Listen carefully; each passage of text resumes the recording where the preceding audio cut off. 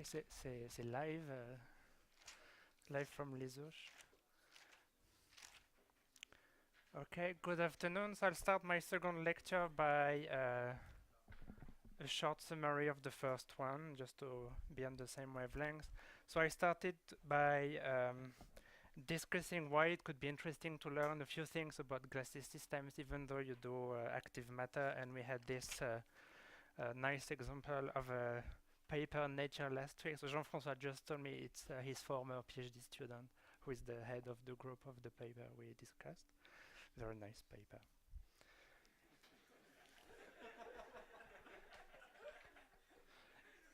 It's recorded, I hope.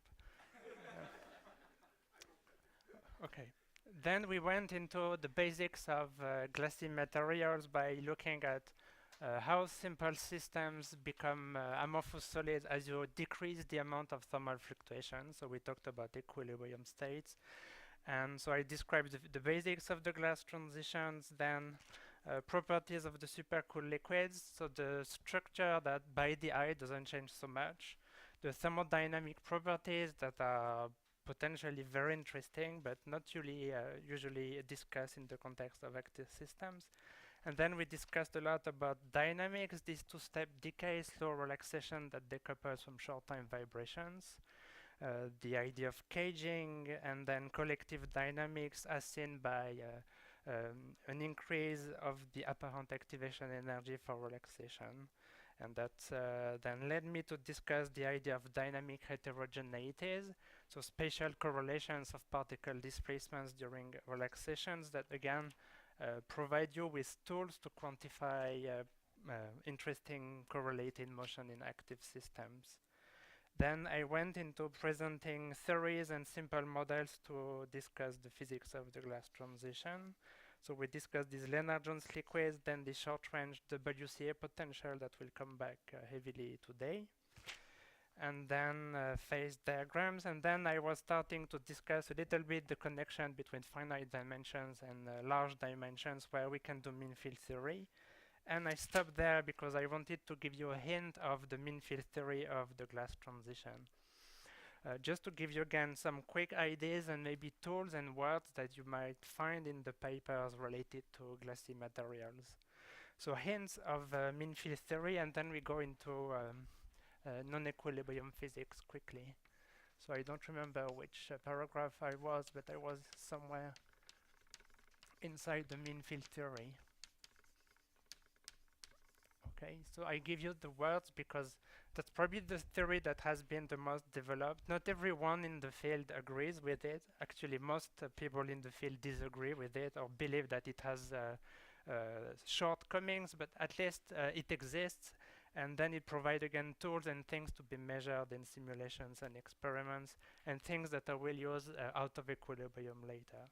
So there are two bits of the mean field theory that I would like to discuss. The first part is the statics or the thermodynamics of it. So the mean field theory addresses both the dynamical behavior and the thermodynamic behavior. And so those two things are separated, and I will describe very briefly what they get and how they get the results. So that's about this configurational entropy I mentioned yesterday. So the fact that the number of metastable states was decreasing as you decrease the temperature, the system has nowhere to go and maybe is undergoing some kind of a phase transition.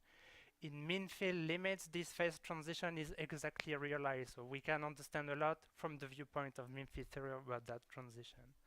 So there are many ways to describe it. It's complicated. There are even books from Les Ouches that you can browse and check. There is plenty of lectures on the glass transition done on these blackboards. I will just give you one way of thinking about it, and that's about thinking about an order parameter for the thermodynamic glass transition, order parameter. So in the lectures by Laetitia, she introduced you with the idea of a Ginzburg-Landau description of phase transition, how you coarse-grain the system, have an order parameter of free energy, and then you understand first order, second order phase transitions. So this is very much the same here. So the other parameter is related to the idea that at very low temperature in the glass, there are very few states available. And so the other parameter, I will introduce this word. It's called the overlap. And so let me define it again with my cartoons. So the cartoon is like this. You take a glass configurations, and as you remember, it looks like this. Okay? And the idea of an overlap is to draw two independent glass configurations. So that's configuration 1, and that's configuration 2. And then, of course, it will be another, or maybe the same, realization of an amorphous structure in the system. So these are two dense liquids that by idea just look like dense systems, like a packing of spheres. And the overlap is really, I draw two configurations, C1 and C2, from the equilibrium Boltzmann measure. And the question I'm asking by the overlap is how much do these configurations look like each other by the eye? So it's about comparing the density profiles.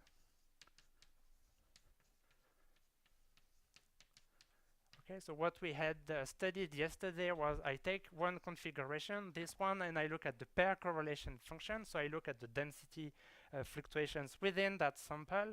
Now the question I'm asking is, I take the system here, I take the system here, and I look and I ask the question, do they look like the same configuration or not? And so this other parameter gives you an expression in a minute. It will be 1 if the configuration 1 is almost the same as the configuration 2. And that other parameter will be 0 if the two configurations are really very different.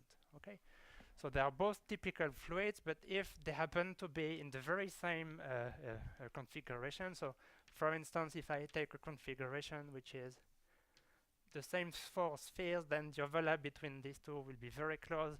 If I have something very different here, the overlap between these two will be close to 0. And that is actually another parameter for the glass transition. So I won't give you a lot of details about how you get there, but if you want to think in terms of, I give you the positions of the particles in configuration 1 and configuration 2, a possible mathematical definition that we use a lot when we do computer simulation, for instance, would be like something like this. So let me write it, and then I tell you why this is doing the job. Okay, so if you take something like this, where Ri1 is the position of particle I in configuration 1, and Rj2 is the position of particle J in configuration 2. Think a minute about what it means. So this is the Heaviside function. Okay, so it means if I give you the exact same configurations, that will be 0, the theta function will be positive, you will have n terms, and 1 over n will give you 1. So if 1 is equal to 2, then this function is basically 1. And now the thing is that if you have a configuration that's disordered but totally different in the pattern of how the particles are arranged in the configuration 2, then it means that typically when you have one particle in configuration 1, you will not find easily a particle in configuration 2. This thing will be big, and then this thing will become negative. The theta function is 0, the sum will be 0, and the overlap will be 0. Okay, so just a degree of similarity between the two configurations. 2 questions. You start?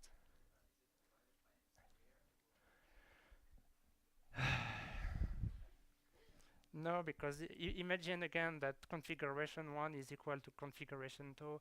In front of this particle, you will just find one term, because you cannot have n particles at the same position. So think about the case where 1 is equal to 2 and you have your answer. Next.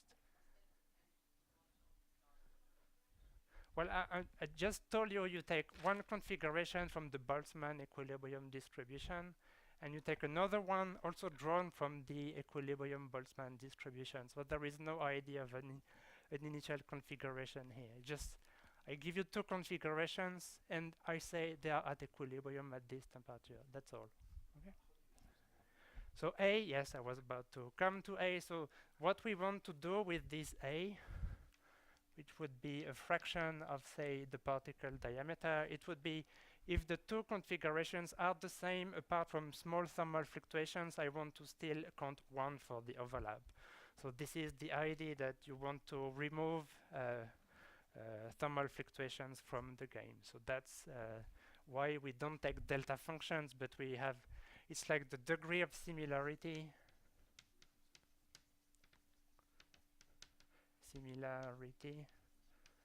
between coarse-grained density profiles.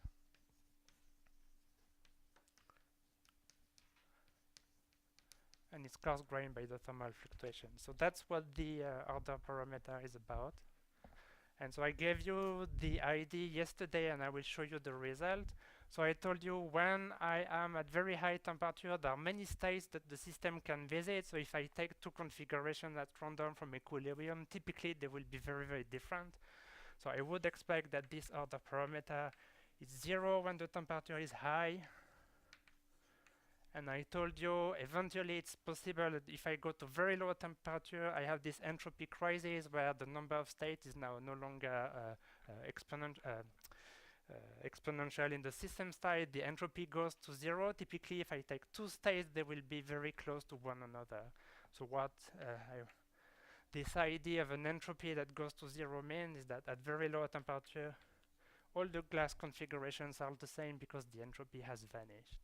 And this is, again, in one sentence, what's exactly realized in the mean field theory of the glass transition. So the cool thing about this mean field theory is that you can have a free energy that is now expressed as a function of your order parameter. So it's a kind of a Ginzburg-Landau free energy. And in the context of glass physics, it's not called Ginzburg-Landau, but it's called Franz-Parisi. Because they were the ones who have reformulated the theory of the mean field theory in terms of this functional first. So the typical behavior of this Franz-Parisi free energy, this is how it looks. So I told you that at high temperature, the minimum is at low overlap. So I will go quickly into the results. So this would be T larger than the critical temperature that I have already defined yesterday. So the free energy would look something like this. And then you would decrease the temperature and have a transition at the Kurtzman temperature. And then if you go lower, you have something like this. So I'm going quick. There are tons of mathematical detail that I'm giving you, just to give you the idea that at high temperature, the minimum that dominates that free energy is the one at 0 overlap, and suddenly at a temperature below the Kurtzman transition, you have this jump of the overlap. So it's looking like a first order transition.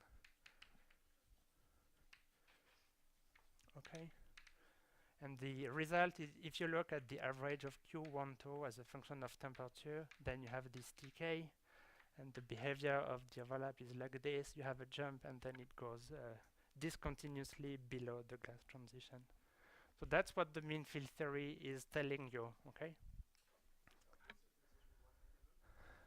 It's the result. So that's the result that if you do these calculations in large dimensions for hard spheres, or you solve these spin glass problems and you look at the nature of the phase transition, this is the type of phase transition that you find.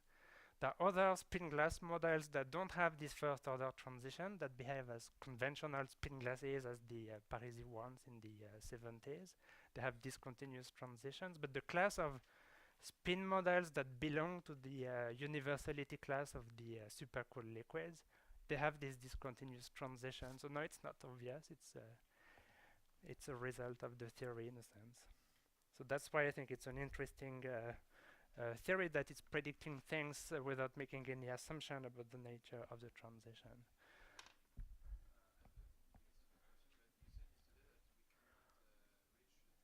Yeah, but here I'm describing mean field theory, so I'm doing analytical calculations if you want. So it's not a question about doing experiments at low enough temperature. This is doing calculations for well-defined potential, and I just do equilibrium statistical mechanics to solve that problem. And this is what the theory is telling you, and then you have to go back to experiments and guess and compare. But That's a different problem, I think. And the yes.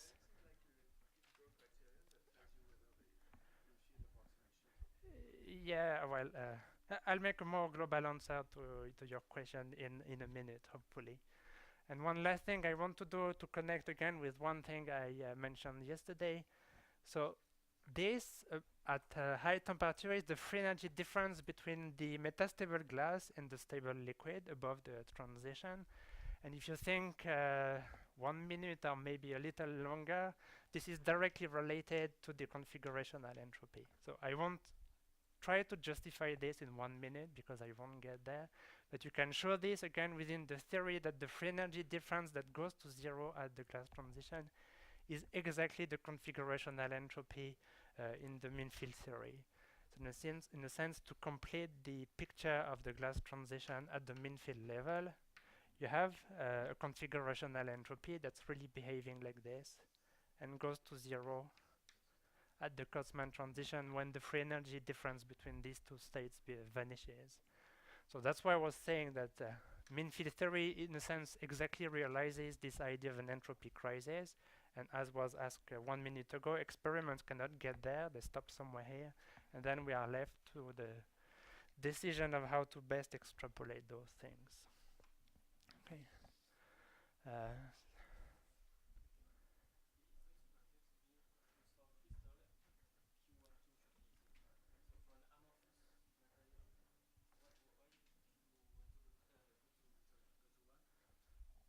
So what I told you is that there are so few states available when the entropy has vanished that if you take two glasses at random, they're the same.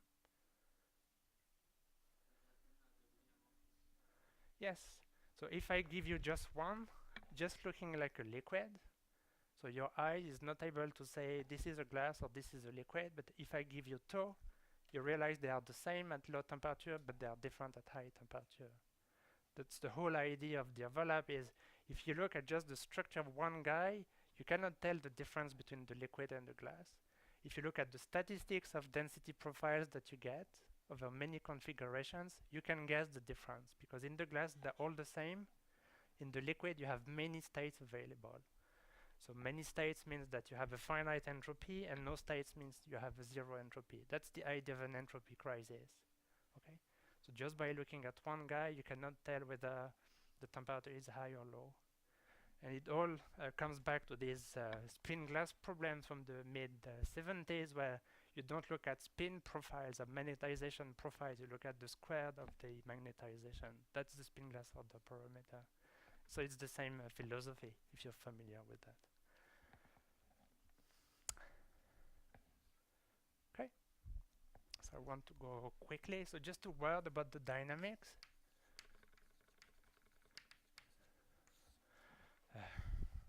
Okay, maybe I should say it now because I'm not sure we'll have time by the end. So in recent years, lots of work has been done to measure those things in equilibrium simulations of supercooled liquids.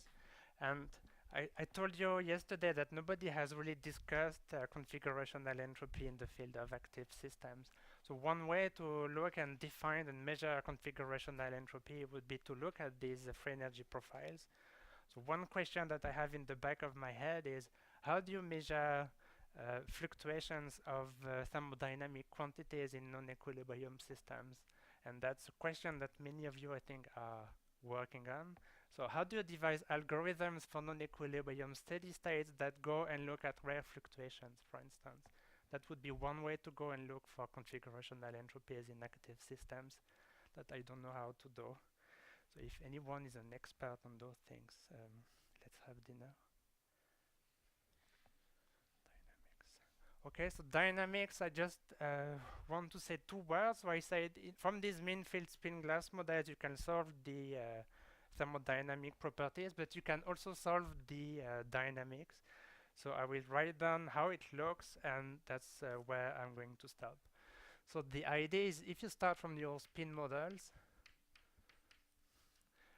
then your degrees of freedom are spins that depends on time, and then you can construct two time correlation functions. So SI, say SIT, SI0, something like this. And that would be one type of correlation functions. For liquid, what you would look at is density-density correlation function, as we discussed yesterday. So I introduced the idea of density-density correlation function. So this would be the type of objects that you would consider. Because these guys live in large dimensions or fully connected spin models in the mean field limit, it's possible to derive dynamical equations that are closed on this two-time correlation function. So I just give you how it looks for to get you an idea of the mathematical form of this function. So they look like this. So that would be the time derivative with a complicated kernel that depends on the correlation function here, or maybe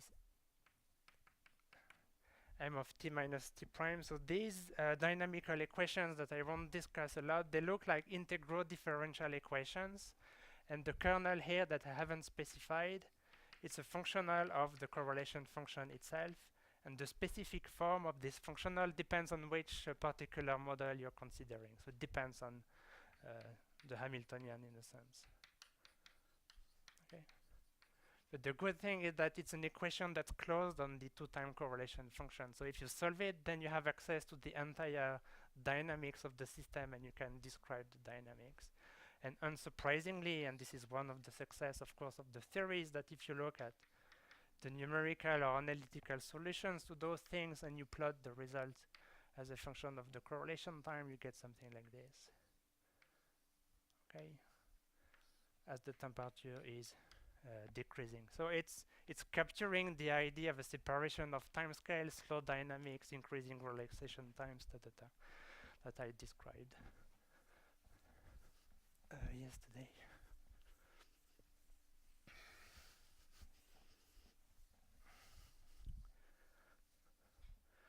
Okay, and the okay, that's probably all. I need to move on to the non-equilibrium glassy dynamics.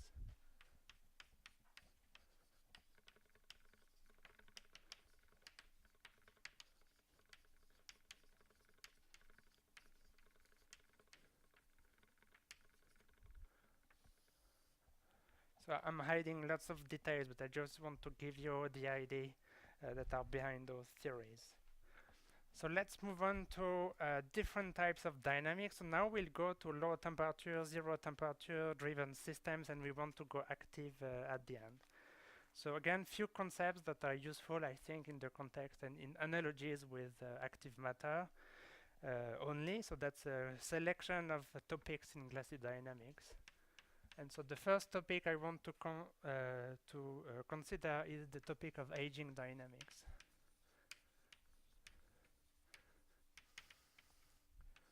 Okay, so a lot of what we read and discuss and talk about in the glassy active things is this fluid to solid transition when something is changing, the density, the activity is something. So you can think of the aging dynamics as a fluid to solid transition. Also, but it's really taking place when the time increases, so it's changing with time. Okay, so you don't do much, you just wait and the system slowly transforms into a solid. So that's a typical non-equilibrium process that you watch as a function of the time scale. Okay, so the protocol, and I will use the word protocol several times because we go out of equilibrium, so we have to specify how we do things now. So the protocol that people have studied again heavily in the context of glassy systems is like this. So you prepare your system before the experiment is starting, you thermalize your liquid, say at high temperature. Okay, so you prepare a high temperature state, the system is at equilibrium, it's a reproducible initial configuration, and that's the preparation of the system. And so the experiment is starting at time 0, and what you do at time 0, you decrease the temperature. So you do a temperature quench.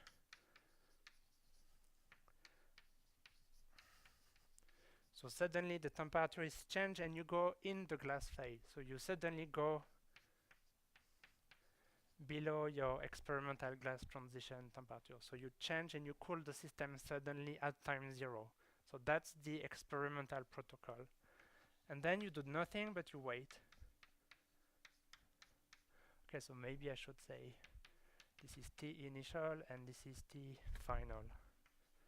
Okay, so that's a simple experiment. You take your liquid, you quench, and you wait, and that's it. And this is how people study have been studying aging phenomena for decades.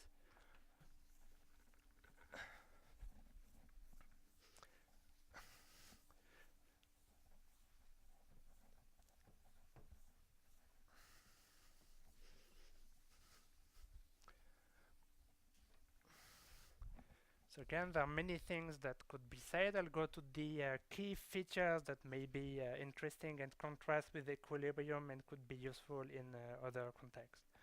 Okay, so what's happening? Well, by definition,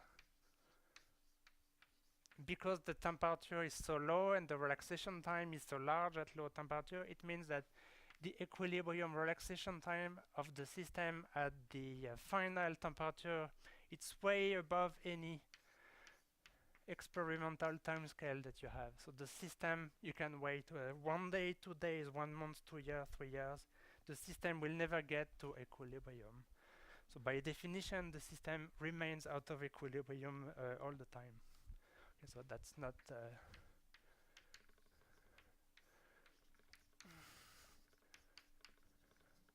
okay, so what's then interesting or remarkable or universal about this process? What's interesting?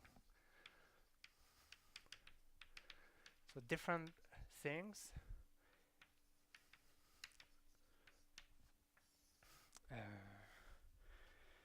Well, the first thing is that the dynamics is not, so I used this acronym yesterday, it's not time translational invariant anymore.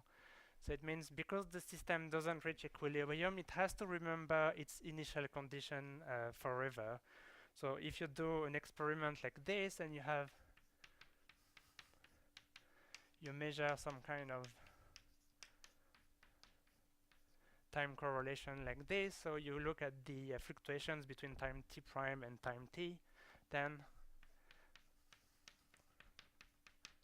okay, so that's the definition of not being time translational invariant. That means if you do an experiment 1 day after the quench, or 2 days after the quench, or 3 days after the quench, the outcome of your measurement will be different anytime you do. Okay, and what's remarkable and universal and interesting is that if you look at typical time correlation functions, so it could be mean squared displacement, intermediate scattering functions, whatever you have, they will again have this typical shape of being a two-step decay, but this is how they would evolve as a function of when you started the experiment. So if you start the experiment 1 day, you get one curve. If you start the experiment after 2 days, you get this curve. If you start the experiment after 3 days, you get this curve, etc., etc. So that's when the time since you starting the experiment is increases. So you just do nothing, but if you observe the dynamics of the system, it's getting slower and slower as a function of when you're starting the experiment. So the older the system is getting, the slower it's relaxing. And one frequent observation is that the scaling function of this, it's something like this. So it does not depend on the difference of times, but it depends on the ratio of times. And so why is it interesting or remarkable? It's telling you that the typical time it takes for the system to decay when you start the experiment at t prime is t prime itself. So if you do an experiment after 1 day, the relaxation time will be 1 day. If you do an experiment after 2 days, the relaxation time will be 2 days. And it doesn't end, and it lasts forever. So it's an interesting observation that the older the system, the slower. Okay, so that's.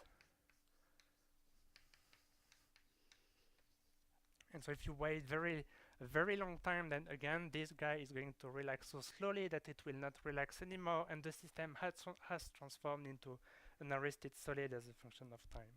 So the system solidifies slowly with the duration of the experiment with the age of the sample.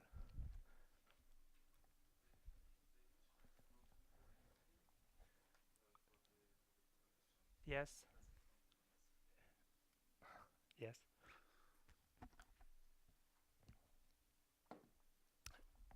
Give me 1 minute. And I forgot to answer his question that I promised to answer. I remember now. So I'll answer the two questions at once. Okay. So dynamic is not times translational invariant, and what's also not obeyed is the fluctuation dissipation theorem, which is not obeyed. So TTI and FDT were the two key features of equilibrium dynamics that I mentioned yesterday. They are broken if you go into the aging regime, and that has excited people a lot some decades ago. So it means that if you look at time correlation, response functions and time correlation functions, they are not related by the fluctuation dissipation theorem. So this is how Rohre, I think, used and defined the fluctuation dissipation theorem between response function and correlation function. So the statement is then that this guy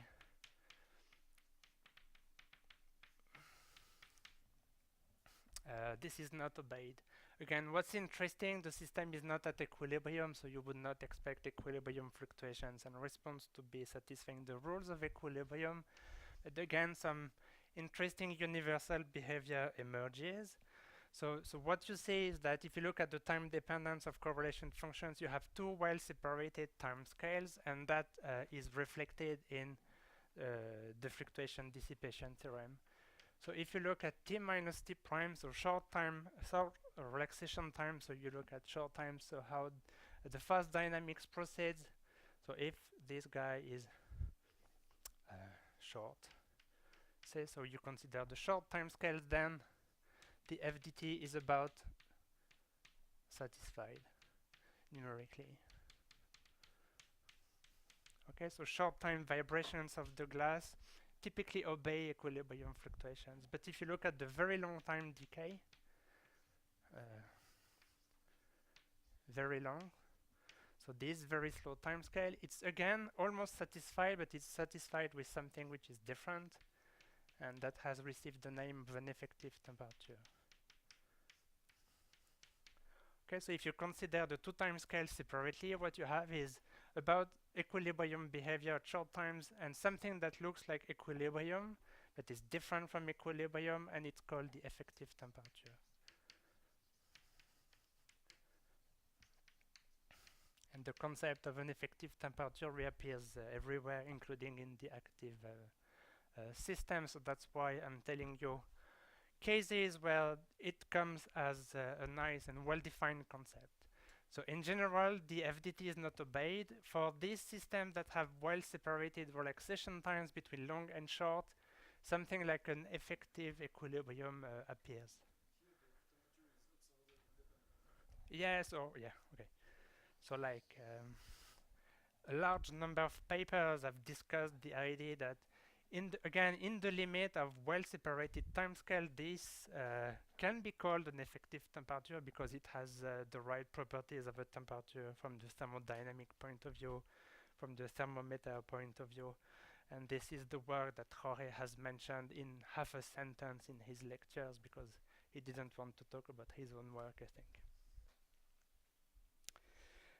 So let me answer one question. So you ask about is this contained in the mean field dynamical equation? So the equation I wrote was for the equilibrium dynamics, I said.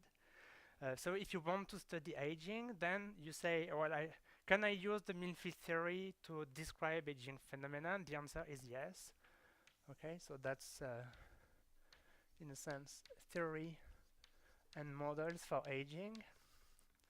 So yes, you can take the mean field theory I've described before, and then you have to extend the study of the dynamics to the aging regime, in which case you will have an equation for the time correlation functions, but you also have another expression now, which is another dynamical equation for the response function, because these two things are independent quantities now. So if you study this carefully, and this is the work of Jorge and Leticia, in the context of mean field spin glasses, you discover that aging can be predicted on the basis of the mean field theory, and actually the violations of the FDT are predicted by the mean field theory and captured by mean field theory as well. The question I have not answered is, can you think about finite dimensional fluctuations in the context of mean field theory? So that's a very complicated question. The short answer is down to dimensions, maybe 8. People believe that mean field theory would apply, and below 8, not much progress has been done. Many attempts, and it's too complicated. I mean, you have to handle this complicated replica field theory in small dimensions. Nothing is well controlled, so nothing is really known and understood for sure in finite dimensions. Like criterion for when mean field theory apply in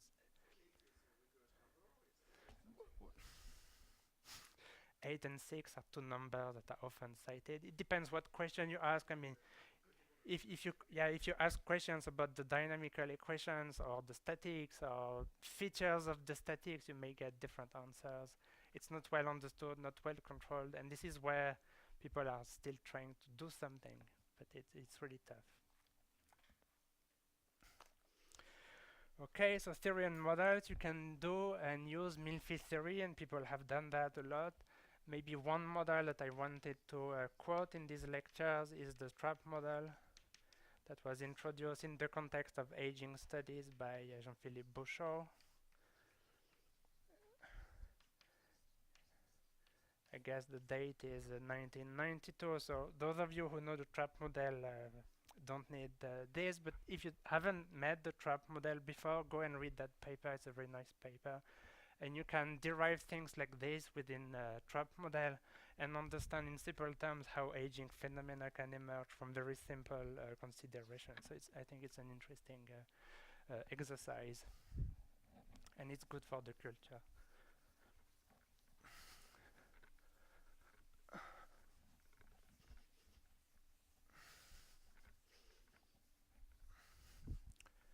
Okay, so one last thing I want to mention about aging, and I think it may be relevant to active systems, is there is a class of glassy materials that people call soft glassy materials. And so it's systems from the soft condensed matter community that display some kind of glassy features. So there is this friend of mine in Montpellier that works on gels and emulsions and stuff like this, and has done a lot of work on aging phenomena in this soft glassy material. So look at chipality. He's doing these light scattering experiments on complex soft matter systems that relax slowly. And he discovered that in this soft glassy materials, you see this aging, but there are additional features that emerged and that again appear to be universal. And I think they might be relevant for future experiments in soft active systems. And Luca sent me this morning a preprint about similar experiment he's currently doing on active network actin networks with molecular motors, and it has the same features as I'm about to describe. So all these systems, they display some kind of aging, but the additional feature is this. So if you look at, so he's doing like scattering experiments, so he's looking at a Q-dependent time correlation functions, so something like this. So it depends on 2 times, and it has a typical wave vector. And he's looked carefully at the decay of this time correlation function at long time, and he finds something like this, that at long time, so they decay with the functional form with a time scale that depends on the age of the system. It also depends on the wave vector, and it depends on the age. And the functional forms that he finds consistently is something like this, but the beta exponent is larger than 1. So he's called this very sudden abrupt relaxation, he's called this compressed exponential. So yesterday I told you that in equilibrium supercooled liquids, instead what you have is a broad relaxation, something that was a stretch exponential. So in these aging glassy systems, you have compressed exponential decay. And the second feature that he found is that if you look at the Q dependence of this relaxation time, they behave like this. So it's a 1 over Q dependence. So if you think that time goes as a length, it means that you have some kind of a ballistic relaxation in those systems.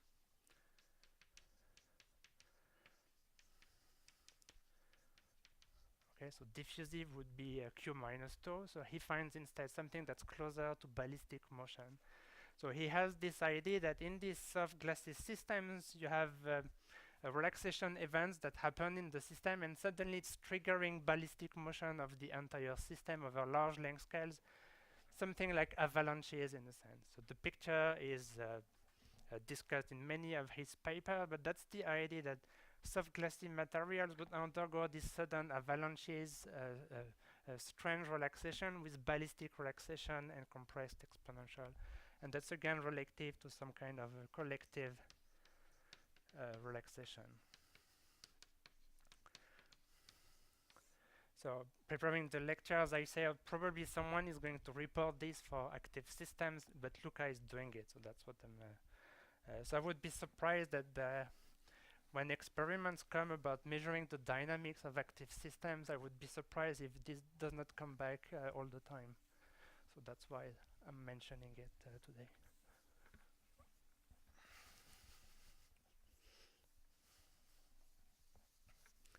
So that's all about the features of aging that I wanted to mention. So effective temperature, slow dynamics, slow diffusion, and these funny soft glassy material dynamics. Okay, so that was about, I decrease the temperature, I go into the glassy phase, and then things starts to be out of equilibrium. So what I want to do now, because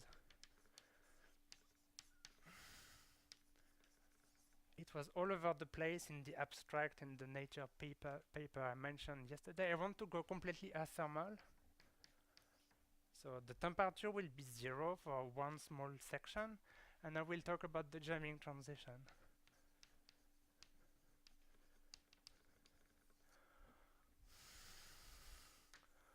Okay, so I decrease the temperature, and now I go directly at t equals to 0.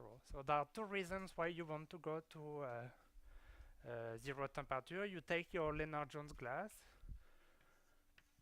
and then you go below Tg, and then you say I'm going to look at the solid at 0 temperature. So you would just take your glass down to t equals to 0. So what you find is an energy minimum of your Lennard-Jones configurations, and then you start asking questions about the properties of this glass. So because the system was a glass, when you cool the system, it remains a glass. So if you take this glass at 0 temperature, it's a solid. Okay, so there is nothing special happening at 0 temperature for this Lennard-Jones system. So it's a solid. It means if you start to deform it and you measure the stress as a function of the strain, say, then you will have something like a positive finite elastic constant relating the tau. And if you want to push stronger on your glass and you want to perturb the system strongly enough to induce some kind of plastic deformation in your system, then what you have to do is you have to apply a shear stress that is larger than something that people call the yield stress. Okay. So if you go athermal in one of these simple model of glasses I mentioned before, you do this in practice to study the mechanical properties of amorphous systems. So how does this window glass respond to mechanical response? It's a big giant field in the glassy community to study the mechanical properties of the glasses, but nothing of the fluid to solid transitions that we mentioned earlier. So more interesting is, and this is one reason why I introduced it yesterday, I mentioned this WCA potential. So remember that potential was particles interacting like the Lennard-Jones potential at short distance, but you had a cutoff. Okay, so it was looking something like this.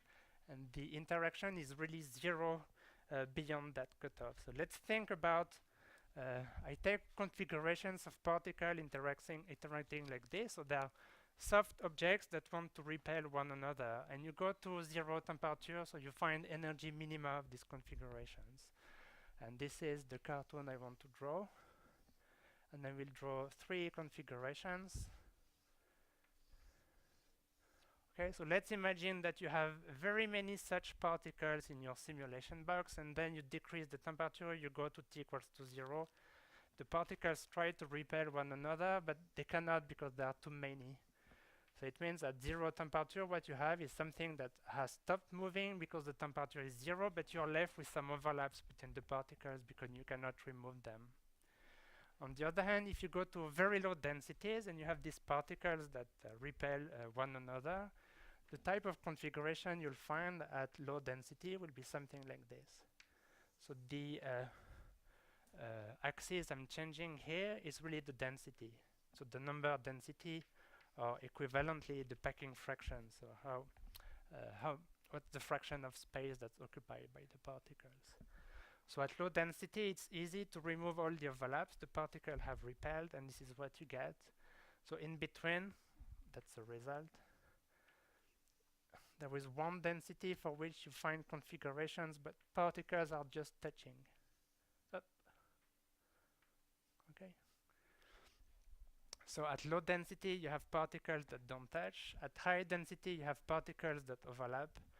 And at intermediate density, that's the jamming density for this particular case, particles are just touching. So everything here I said really is happening at 0 temperature. So I just take the particles, I minimize the energy, no motion, no thermal vibrations, no fluctuations. The system relaxes and they stop moving. So it's really a static configuration of the system. And so I'm asking, are there overlaps left in the static configurations? And the answer is no overlap, and then overlap at larger densities. And that's the definition of the jamming transition.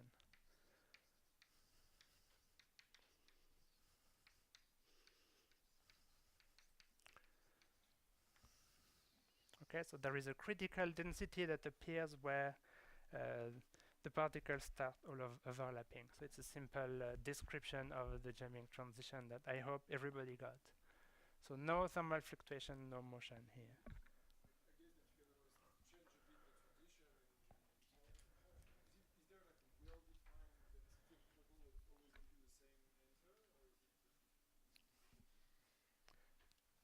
So before answering this very interesting question is, let's think about the type of material that we may want to describe with this. So I said it's interesting to go to 0 temperature to look at amorphous materials in general.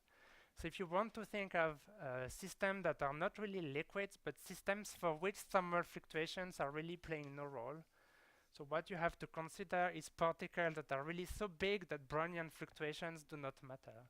So if you have big objects, okay, so if you think of big objects, you could think of granular materials where the grains are big. You could think of foams, which was the analogy that the active tissue people were using. So you have these large bubbles, thermal fluctuations play no role, so you have no temperature. If you have emulsions with very large droplets that are non-Brownian things, if you have granular suspension, so you have grains suspending in a solvent, then the athermal limit would be relevant, and this is where the jamming transition has been heavily discussed, developed, and studied experimentally. So the type of material, and then I go to his questions, is if you have bubbles that overlap that are non-Brownians, you would have systems that look like this. So you would describe foams or emulsions, provided the droplets are large enough to be athermal objects. If you have hard particles just in context, what you have is essentially hard grains, so sand piles or granular systems. And if you think of these as being athermal non-Brownian particles suspended, you would have dense granular suspensions. So that would be interesting physical materials for which the jamming transitions directly is relevant because thermal fluctuations play no role to understand the properties of these materials. Okay. So indeed, t is equal to 0, so we are not at thermal equilibrium. So I cheated completely when I say you take this configuration, it's like this. I have to say how I got this configuration. And this is, okay, so because t equals to 0, again, you have to attach some protocol to how you define the jamming transition in the first place. So there are as many protocols as people doing it, because it's a non-equilibrium process. So I'm just giving you some protocols.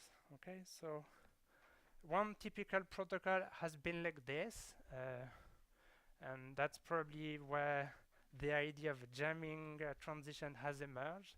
So you take your WCA, whatever repulsive potential you like, and the protocol is like this.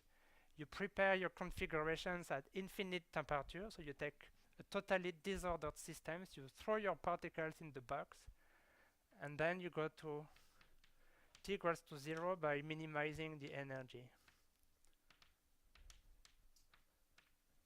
And you do all this at constant phi. And then you ask the question, is the resulting configuration like this or like this? And then you can talk about potentially a critical density where this would be happening. People also like to do something different. They take t equals to 0 and phi super small. So you take a dilute system, then you compress a little bit. So you may create a little bit of an overlap. Then you minimize the energy. And then you compress again, you minimize, you compress again, you minimize, up to the density where it's not possible to find states that don't have overlap. And the list, as I said, is infinite. So there is no well-defined definition of this transition, because by definition it cannot be well-defined. It's a non-equilibrium transition. So the jamming transition is just a jamming transition. It's one of them. And you can have your jamming transition. So in these initial studies,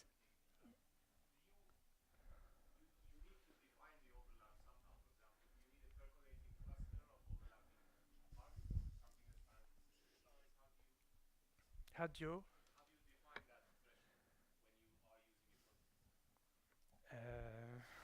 Well, so very simply, maybe I wanted to draw that curve later, but I can't do it.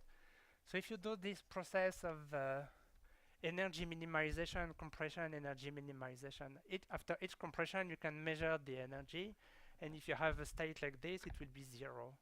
And so one way to define the jamming density would be, I measure the energy during the compression, and it will be 0, 0, 0, 0, 0, and suddenly it will be positive because I cannot eliminate overlaps anymore. So that would be one way to define the threshold density. It's when the energy cannot be minimized to 0 because overlaps cannot be removed anymore. But it's a much simpler overlap.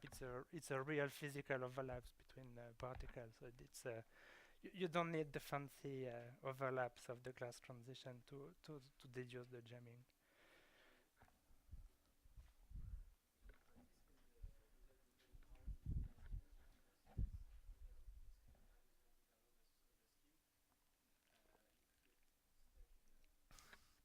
Yes, you're right.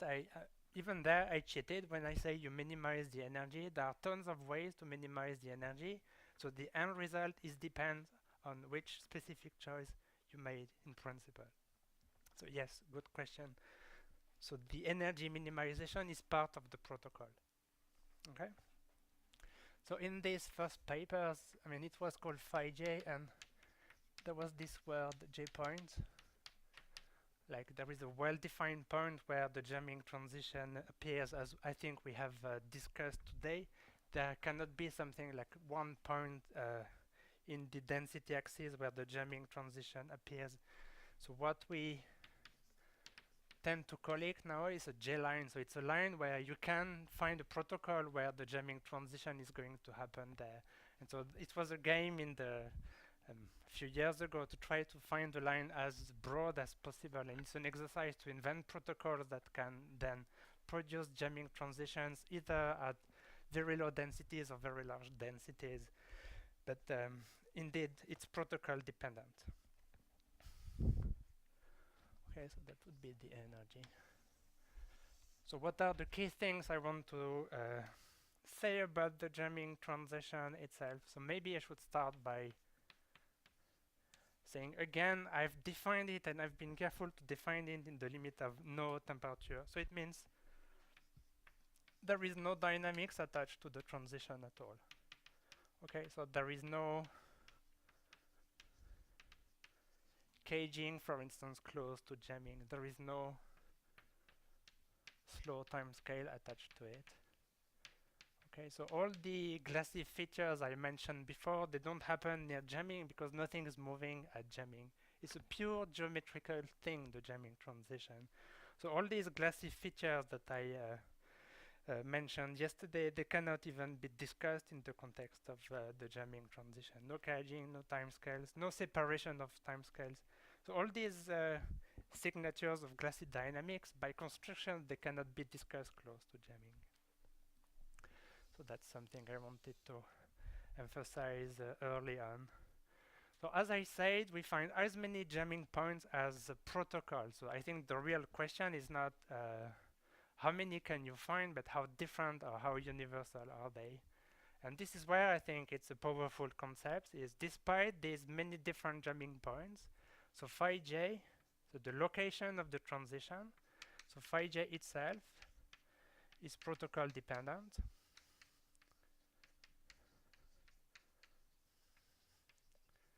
But all the properties that I'm about to describe now,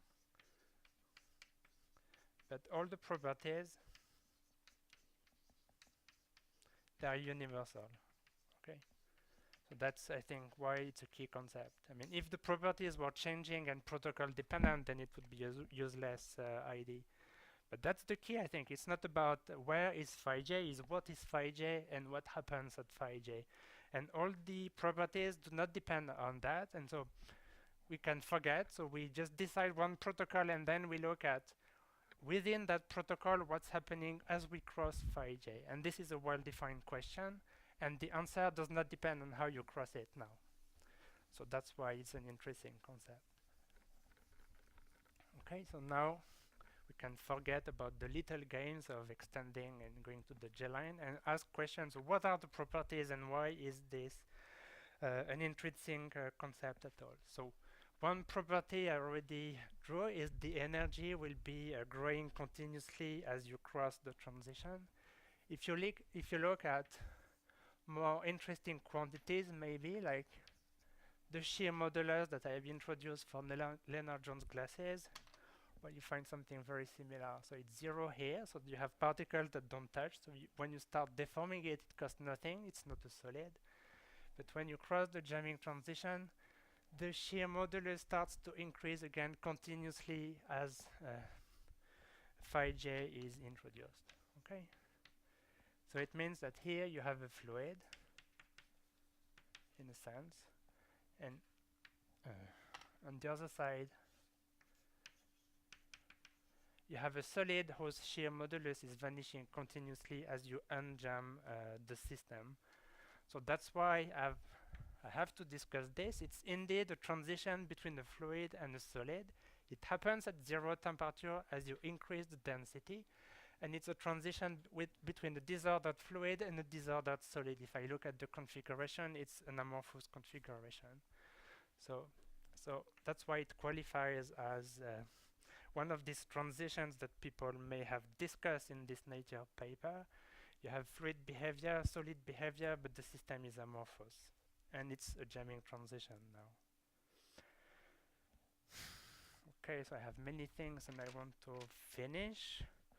So maybe I have to select a few of them. So as you notice, I've drawn continuous variation of these quantities as you approach the jamming point. So maybe I should say it again. So let me call it like this. So phi j is a critical point. So many quantities vanish or changes or diverge with power laws as you approach this critical point. So if you look at quantities as a function of the distance to phi j, you will find many quantities with power laws, for instance. This would be delta phi to some power. This would be delta phi to some other power laws, and there are tons of power laws for systems approaching the jamming transition. So this one is interesting because it's describing the solid properties of the system. The yield stress of this material would behave as a power law of the distance to jamming itself, for instance. So the yield stress behaves the same. And if we think about rheological features, we can also think of these granular suspensions approaching jamming from below. So you have these grains in suspensions. They are fluids, but you can measure the viscosity. So if you measure the viscosity of that fluid, again, it would be 1 over delta phi to some other power law. So the viscosity of these dense suspensions is diverging as you approach jamming from below. And all these power laws have been discussed in literally hundreds of papers. Yes?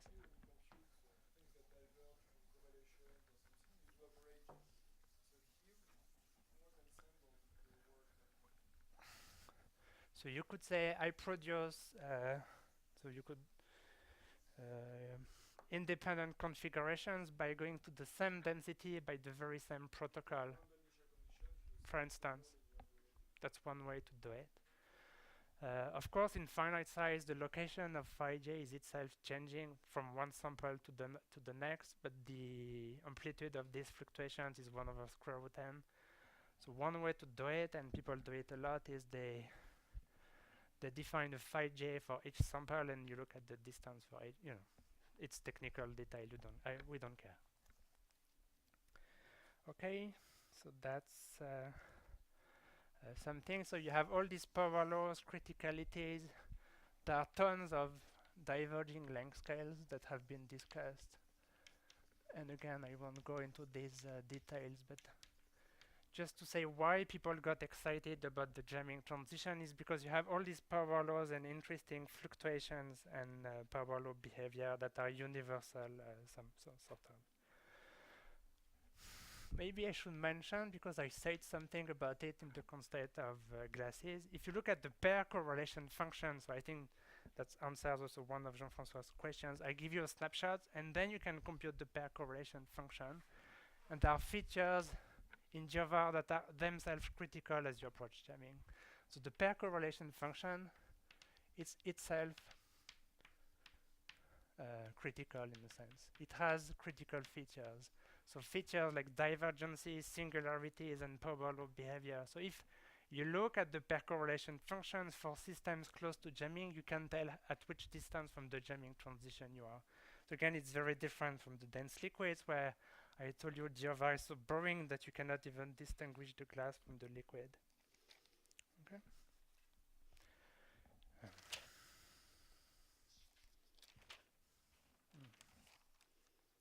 Okay.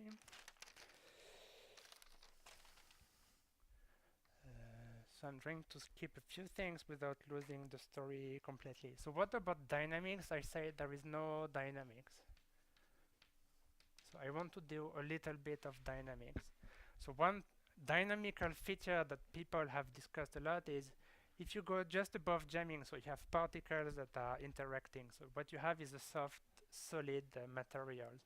So for this soft solid, so let me say it like this. If you look at the energy of that system, it will be positive because you are jammed. So I consider system above jamming.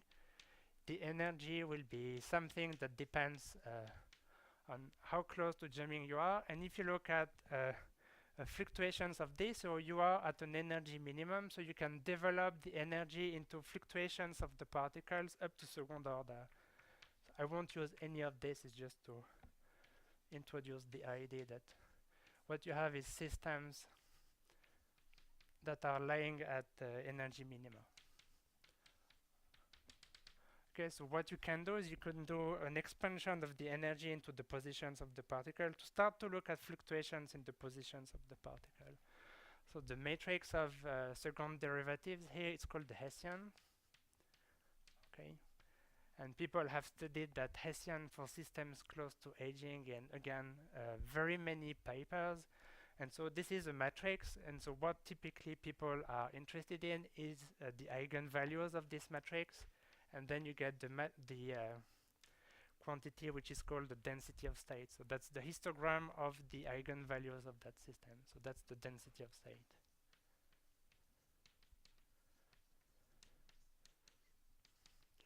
Okay, so I guess everybody has been doing these calculations for crystalline solids in the Ashcroft and Mermin. You look at distortion of the periodic lattice, and you look at the matrix of second derivatives, and you have the eigenvalues, eigenmodes. So that's what people are trying to do for these disordered systems. So of course, you don't find phonons, you find something that are way more complicated. And this is probably the word that you have been reading or hearing.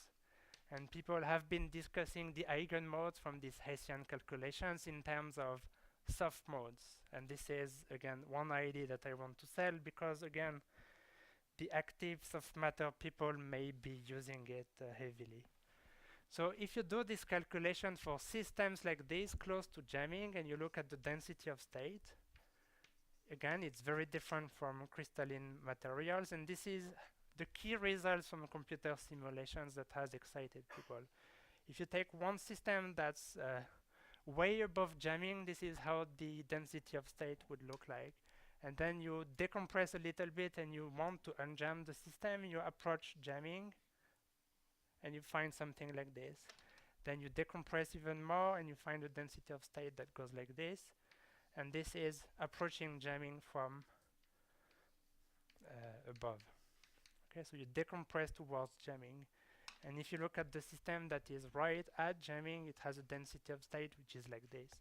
So you have a large number of eigenvalues and eigenmodes that have extremely low frequencies, hence the name soft modes. And people have been very, very excited about these soft modes.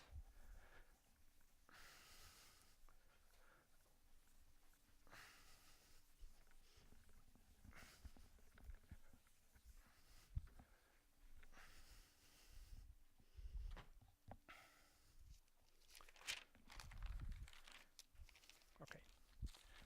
So I want to close about jamming with this paragraphs.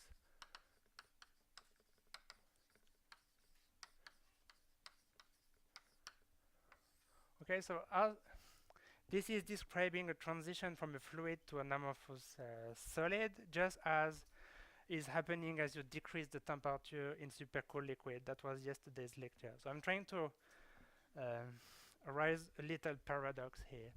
So let's consider again these short-range soft potentials that I mentioned yesterday. So what I have done yesterday, I said you can look at the packing fraction or the density. And to understand the glass transition, you have to look at this two-dimensional phase diagram. And I said, for these systems where you don't have the phase separation, the liquid gas, this is how the glass line is looking.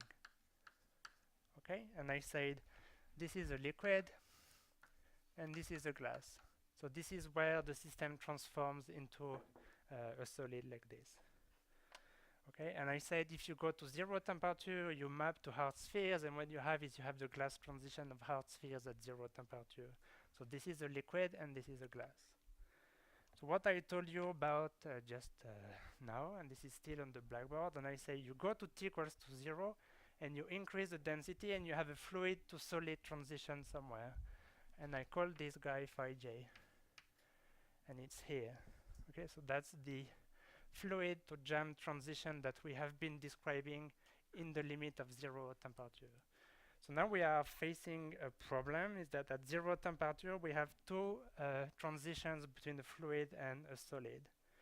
Okay, so what have we done? So the possibility that we did a mistake is not even conceivable. So what have we done? So I said if you look at the WCA potential, so it was something epsilon, and then you had sigma divided da da da. Da. So you had an energy scale here. So when you measure thermal fluctuations, it's in units of epsilon. So when we go to zero temperature, what we do is really do T divided by epsilon going to zero. So you should just think about it, and there are actually two ways of doing this. You can keep T finite and send epsilon to infinity. So if epsilon goes to infinity, it means that the repulsive potential becomes steep and you have hard spheres in the presence of thermal fluctuations. And this is what we have been describing here. So this transition is really a glass transition. It's when hard spheres, so colloidal hard spheres in the presence of thermal fluctuation undergo a glass transition. So there is obviously another way, is you keep epsilon finite and you send T to zero. So you kill the thermal fluctuations, but you keep the softness of the particles. And this is what we have described today. So we have described the jamming transition. They both exist in the limit of small T divided by epsilon, but it's two different ways of taking the limit. In one way, you keep thermal fluctuations, hence you have to discuss glassy dynamics and stuff. In the other way, you kill thermal fluctuations, and you don't talk about thermal fluctuations at all, but you talk about jamming and the emergence of solidity in the absence of thermal fluctuations completely.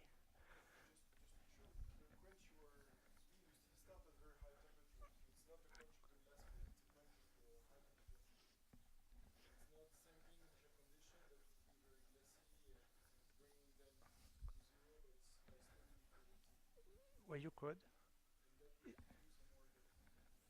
So that's how we did the J-line things. We said instead of starting from infinite, we start from somewhere here finite, and then we can. So this is how you generate a large number of Ij if you want, just by changing the preparation of the initial configuration. It doesn't change what I said, it's still very deep into the glass. So the cool thing is that jamming happens deep into the glass phase.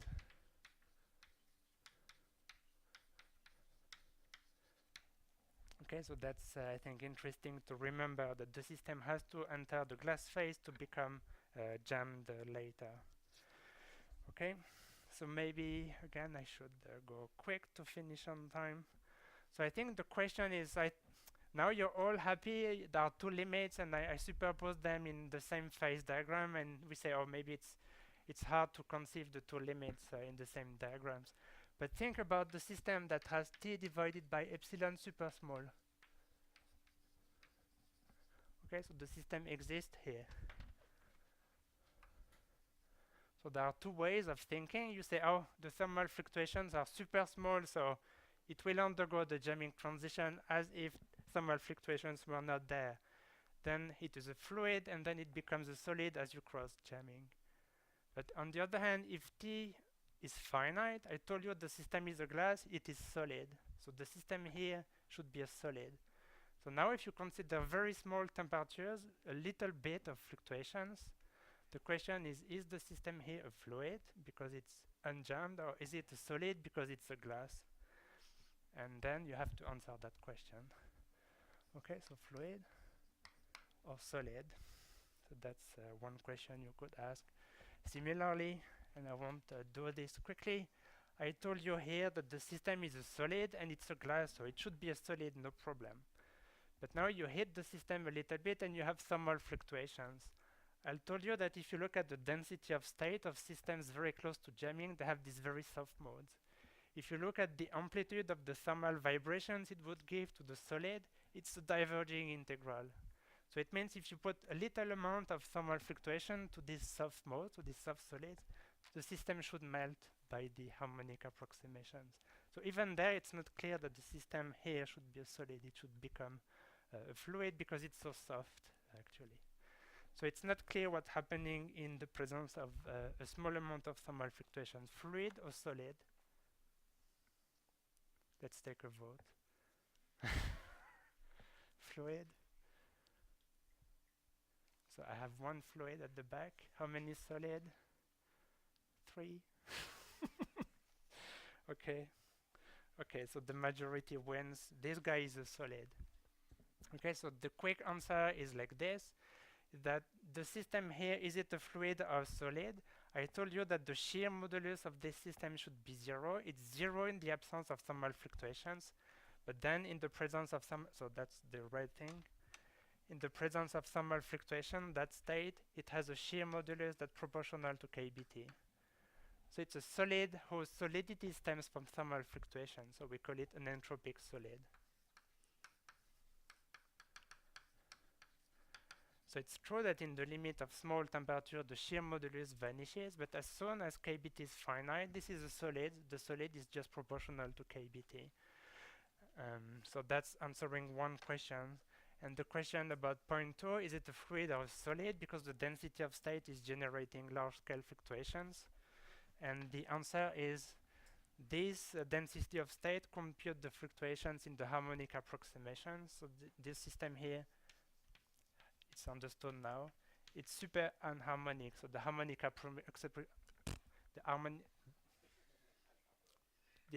approximations is not giving you anything sensible close to the jamming transition because the system is very anharmonic. But it's still a solid. Okay, it's a solid because it's hidden very deep into the glass phase.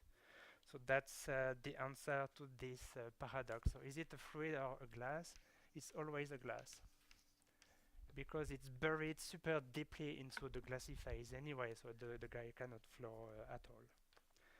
So in the 2 minutes then that I have is, let's go back to the tissue experiment for these 2 minutes. So in the tissues, where they made the analogy to forms, why do they do so? The reason is that the cells, the typical objects that form these tissues, they are very big, so 10, 20 microns maybe. So if you take dead objects, like these emulsions or droplets that I mentioned before that are 10 microns in size, they do behave as non-Brownian particles. So if you take object this big, thermal fluctuations are totally non-relevant, and the only way that these assemblies of soft particles have to become in order to become solid, they have to undergo a jamming transition. So it's true that for non-Brownian objects, the way to become an amorphous solid is to jam. So no problem with this. But now you add activities, effective fluctuations in the system. We are said in the paper, the cells, they are jingling around, as they say, it's behaving as thermal fluctuations, and the system has cage behavior. So now we have a problem because what we observe is dynamics typical of the glass. Okay, so if we have objects that, because of the active forces, can undergo fluctuations, so the fluctuations do not stem from thermal Brownian motion because the particles are too big, but you have these active fluctuations. I think the interesting question is, if it's true that these active fluctuations are like giant thermal fluctuations, then we are back to this phase diagram. So we have an axis here, which is the activity in the tissue, and we are saying that the activity is able to fluidize the tissue. So if we have this understanding and analogies, what I told you is that as soon as you have a little bit of fluctuations here, these guys are solid. So the way to become fluid and to undergo transition is if the amplitude of these fluctuations is large enough to melt the system completely, and in which case the way you become a fluid is by crossing the glass transition line, not crossing the jamming transition line. So I think an interesting question in these active systems, you have objects that don't have thermal fluctuations, but they have active forces. And we are told repeatedly that they undergo fluid to solid transitions. So which one is it, or is it a different one? Answer in the next lecture. Wow.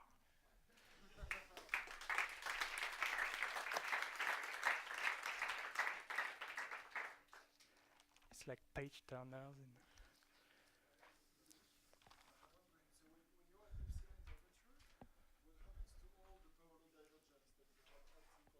Okay, so it was all in my notes, but I had to rush a little bit. So, so this shear modulus that I said is proportional to kBt, for instance, it's a good example.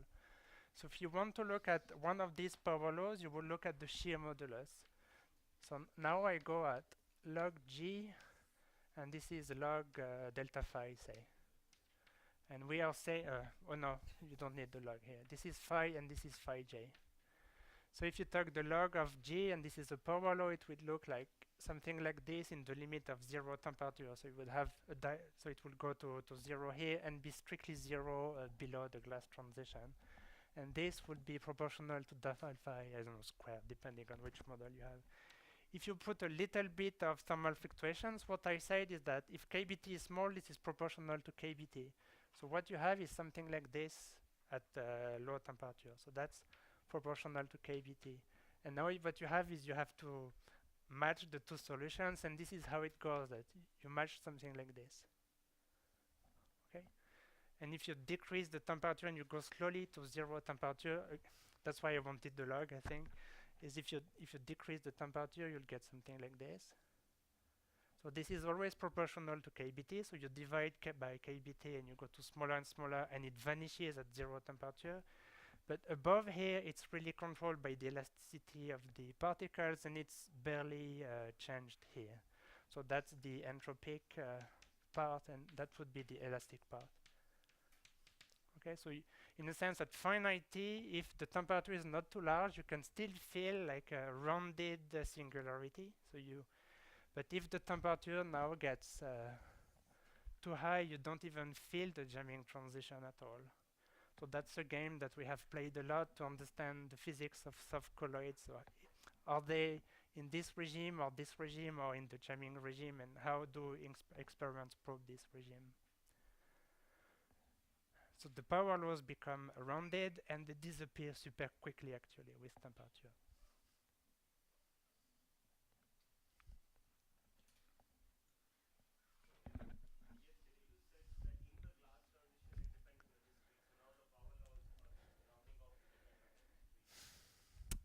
It's all true.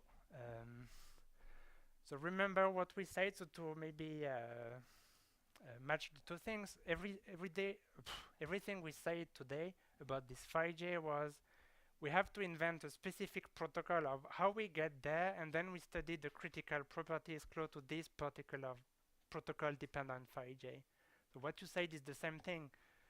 So this curve that knows about phi j, it's protocol dependent, how I got there, and it's also true of the glass, and they all belong actually to the same glass phase. So it's true.